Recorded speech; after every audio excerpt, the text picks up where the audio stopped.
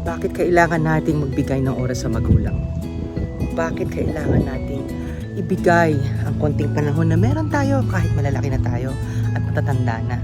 Alam nyo, mga magulang natin, kahit anong klaseng magulang yan, kahit naging mabuti, kahit hindi naging mabuti, sinabi ng Diyos na talagang kailangan yung paglingkuran, honor your mother and your father.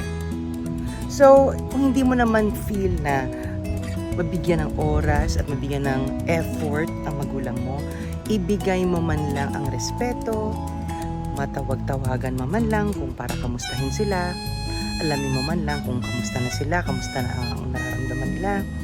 And it's very important na mabigyan mo sila ng kaligayahan.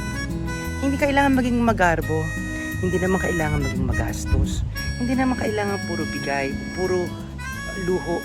Hindi ganun ang ibig sabihin ng iyong pagbibigay respeto at honor sa iyong mga magulang. Alam niyo magulang din ako. Magiging masaya ka pag naalala ka man lang. Magiging masaya ka kung kamustahin ka man lang. Magiging masaya ka kung babatiin ka man lang na birthday mo, Mother's Day, Father's Day. Ibigay natin sa kanila yan, guys. Kasi nung bata tayo, yan din ang ginagawa nila para sa atin. Hindi rin napakarangya, maaaring hindi marangya, but they sacrificed para maibigay sa iyo ang comfort, para maibigay sa iyo ang kailangan mo, para mapag-aral ka, para maibigay ang allowance mo. Kinakailangan nilang magtrabaho mabuti. Kaya mayaman yan, kaya mahirap yan. Ang mga magulang, ang nasa sa isip, ay ang kabutihan ng mga anak.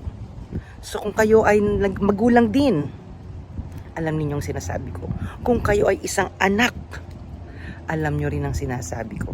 Kaya ang pagpunta ko rito sa magulang ko, birthday ng daddy ko, it's a big effort na makapag-drive, pero mas malaking kaligayahan ang naibigay ko sa kanila, lalong-lalo na kung surprise. Hindi man lang nga nila alam na darating ako, pero ginawa ko yun.